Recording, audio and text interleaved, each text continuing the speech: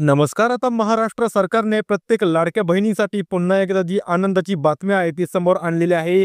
ज्यामध्ये महाराष्ट्र सरकार प्रत्येक माता भगिनीला 2 वेळा जो त्यांचा एप्रिल महिन्याचा हप्ता आहे तो देणार आहे. पण ही जी गुड न्यूज आहे ती प्रत्येक माता भगिनीसाठी नसणार आहे. ही खूप साऱ्या कमी महिला आहेत ज्यांनाच 2 वेळा पैसे दिले जाणार आहेत आणि बाकीच्या महिलांना जो रेग्युलर एकच हप्ता आहे तो दिला जाणार आहे. पण प्रत्येक माता भगिनीला वाटणार की आम्हाला देखील दुसरा हप्ता मिळाला पाहिजे. तर त्यांनी काय करायचं आहे आणि कुठं आपलं नाव नोंदवायचं आहे ती संपूर्ण बातमी तुम्हाला आजच्या व्हिडिओमध्ये कळणार आहे. त्यामुळे व्हिडिओला शेवटपर्यंत पहा. चॅनलवरती नवीन असताना तर कृपया करून आत्ताच व्हिडिओला लाईक करा आणि चॅनलला सबस्क्राईब करा की जेणेकरून आम्ही टाकलेला प्रत्येक व्हिडिओ सर्वात आधी तुम्हाला पाहायला मिळेल. तर सगळ्यात आधीच प्रत्येक माता भगिनीला प्रश्न होता की एप्रिल महिन्याचा हप्ता कधी मिळणार. तर आता हे क्लिअर झालेलं आहे की एप्रिल महिन्याचा हप्ता हा 30 एप्रिल पासून मिळायला सुरुवात होणार आहे. आणि ही 30 एप्रिल म्हणजेच तुमचं काय असणार आहे, अक्षय तृतीयाचा मुहूर्त असणार आहे, ज्या दिवशी तुम्हाला लाडकी बहीण योजनेचा लाभ मिळणार आहे. पण यामध्ये महाराष्ट्र सरकारने आज 16 एप्रिल रोजी नवीन अपडेट आणलेला आहे, जे की अपडेट कोणता असणार आहे, 2 वेळा हप्ते देण्याचा अपडेट आणलेला आहे. हे आतापर्यंत खूप साऱ्या कमी अशा माता भगिनी असतील की ज्यांना हे नवीन अपडेट माहिती असेल. जर तुम्हाला या संबंधीची माहिती घ्यायची असेल तर व्हिडिओला स्किप करू नका, शेवटपर्यंत पहा. मी संपूर्ण बातमी तुम्हाला कमी वेळामध्ये व क्लिकबेट न करता समजून सांगणार आहे. आता यामध्ये लाडक्या बहिणींना एप्रिल महिन्याचा हप्ता 2 वेळा मिळणार असं महाराष्ट्र सरकारने सांगितलंय. पण हे सांगताच यांनी काय सांगितलंय की काही जिल्ह्यांमध्ये ₹21 जे अनुदान आहे ते वाटप होणार आहे आणि तुम्हाला केव्हा मिळणार ₹21 अनुदान ते देखील माहिती महाराष्ट्र सरकारने या एप्रिल महिन्याच्या हप्त्यापासून दिलेली आहे. तर आपण जास्त वेळ न घालवता सर्वात अगोदर जाणून घेऊया की पहिली वेळ कोणती असणार आहे आणि दुसरी वेळ कोणती असणार आहे. आता यामध्ये पहिली वेळ ही 24 एप्रिल पासून जी असणार आहे, 24 एप्रिल पासून 1 कोटी महिलांना ₹1,500 मिळणार. म्हणजेच ज्या माता भगिनींचा जो फॉर्म आहे तो सगळ्यात अगोदर अप्रूव्ह झाला होता किंवा आता आपल्याला पण सांगता येत नाही किंवा जिल्ह्याच्या हिशोबाने किंवा त्यांच्या जिल्ह्याची जी जनगणना असेल किंवा महिलांचे जे आडनाव आहे आडनावाच्या हिशोबाने 1 कोटी ज्या माता भगिनी असणार आहेत, 1 कोटी महिलांना ₹1,500 हे 24 तारखेपासून मिळायला सुरुवात होणार आहेत. आणि ज्या बाकीच्या महिला असतील ती दुसरी वेळ असणार आहे. कोणती दुसरी वेळ असणार आहे? 27 एप्रिल पासून ते 30 एप्रिल पर्यंतचा हा कालावधी असणार आहे. आणि जी पहिली वेळ आहे त्यांचा 24 एप्रिल पासून ते 26 एप्रिल पर्यंतचा असा 2 ते 3 दिवसांचा कालावधी असणार आहे.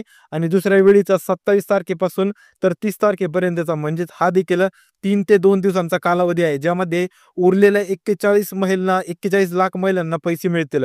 म्हणजेच महाराष्ट्र सरकार आता एप्रिलचा जो हप्ता आहे तो किती महिलांना देणार आहे? 1,41,लाख महिलांना.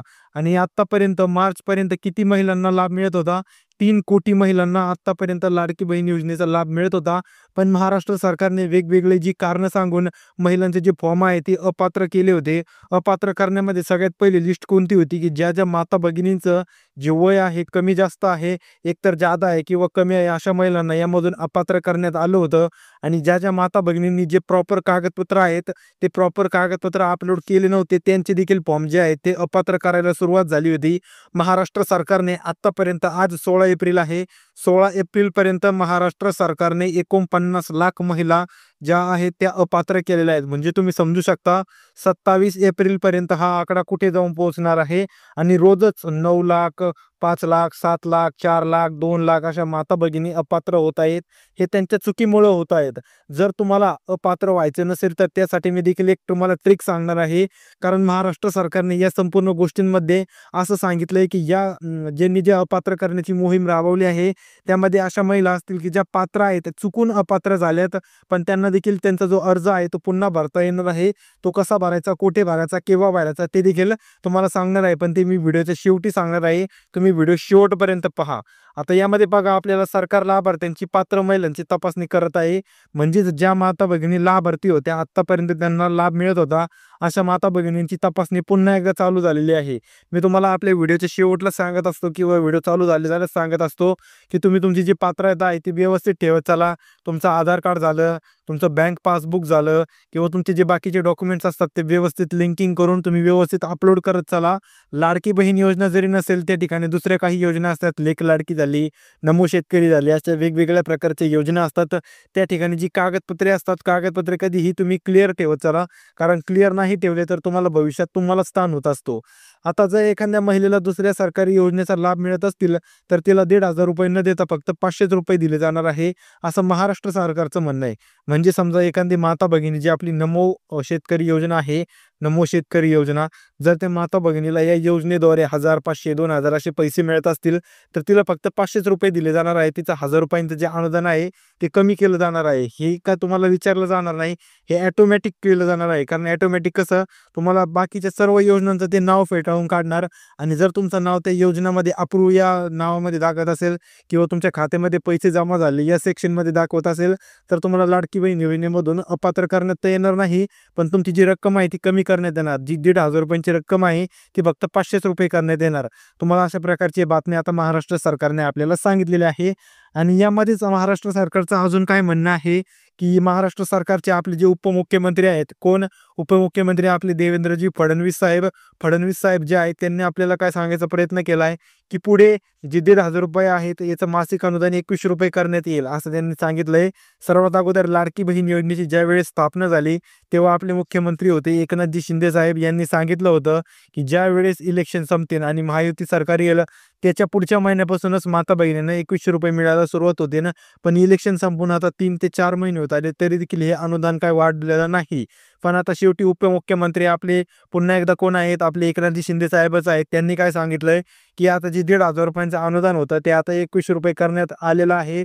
पण ही गोष्ट अजून लागू नाही झाली. आता ही लागू नाही झाली याचा अर्थ काय आहे की ही जी गोष्ट आहे ती एप्रिल महिन्यामध्ये लागू होणार नाही. ही जी गोष्ट आहे ती आपला जो मे महिना असेल त्या मे महिन्यामध्ये ही गोष्ट लागू होईल आणि मे महिन्यापासून माता भगिनींना ₹1,500 ऐवजी किती लाभ मिळणार आहे, ₹21 लाभ हा माता भगिनीला मिळणार आहे आणि त्यांच्या खात्यामध्ये हे पैसे जमा होणार आहेत. पण तुम्ही समजून घ्या या ठिकाणी फक्त 1,41,00,000च महिला पात्र ठरल्या आहेत आणि यांनी कमीत कमी अर्ध्याला अर्ध्या महिला म्हणजे सगळ्यात अगोदर 3 कोटी महिला लाभ घेत होत्या, पण आता अर्ध्याला अर्ध्याच महिला लाभ घेणार आहेत. म्हणजे किती माता भगिनी महाराष्ट्र सरकारने अपात्र केल्यात आणि किती चुकीचे कागदपत्र भरून माता भगिनी या ठिकाणी फॉर्म भरत होत्या. अशांना आता कमी करण्याचं ठरवलेलं आहे. पण यामध्ये तोटा कोणाचा आहे? माता भगिनींचाच आहे. सर्वात अगोदर कोणता तोटा आहे? पात्रतेचा. पात्रता काय असायला पाहिजे? पहिली पात्रता म्हणजे कोणती? तुमचं उत्पन्न 1.5 लाखांपेक्षा कमी असायला पाहिजे. जास्त असेल तरी देखील लाभ मिळणार नाही. दुसरं काय आहे? एका रेशन कार्डवरती फक्त आणि फक्त 2च महिला लाभ घेत पाहिजे. 2 पेक्षा जास्त महिला लाभ घेत असतील तर त्यांना देखील लाभ मिळणार नाही. तिसरं, माता भगिनीच्या नावावर फक्त ट्रॅक्टरच चालणार आहे. ट्रॅक्टर सोडून स्कूटर, स्प्लेंडर, ॲक्टिवा किंवा जी एखादी कार जरी असेल तरी त्यांना लाभ मिळणार नाही. अशा प्रकारचं महाराष्ट्र सरकारने सांगितलंय आणि आता काटेकोरपणे पालन होणार आहे. 19 वर्षापेक्षा जास्त महिलांनाच लाभ मिळणार आणि 65 वर्षापेक्षा कमी महिलांनाच लाभ मिळणार आहे.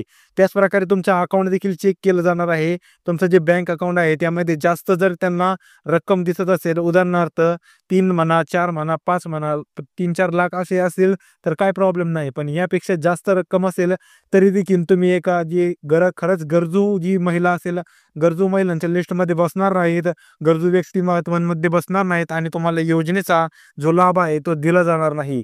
त्यामुळे तुम्हाला काय करायचं आहे, तुमचं जे नॅशनल बँकेचं अकाउंट आहे त्याच द्यायचं आहे. कारण नॅशनल बँकेच्या अकाउंटमध्ये तुमचं महाडीबीटीचं जी सिस्टम आहे ते व्यवस्थित चालतं.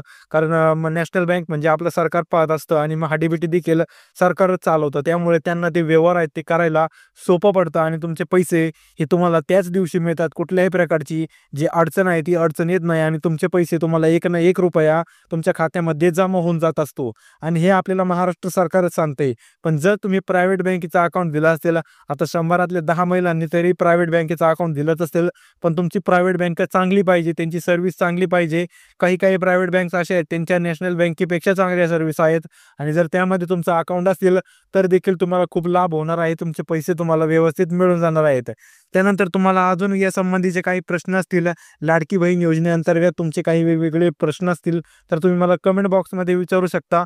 कमेंट बॉक्समध्ये तुमच्या प्रत्येक प्रश्नाचं उत्तर दिलं जाईल. पण केव्हा? जेव्हा तुम्ही व्हिडिओला लाईक करता आणि सबस्क्राईब करता तेव्हाच मला तुमची कमेंट दिसणार आहे आणि तेव्हाच मला तुमच्या कमेंटचं उत्तर देता येईल. त्यामुळे लवकरात लवकर लाईक करा, शेअर करा आणि सबस्क्राईब करा.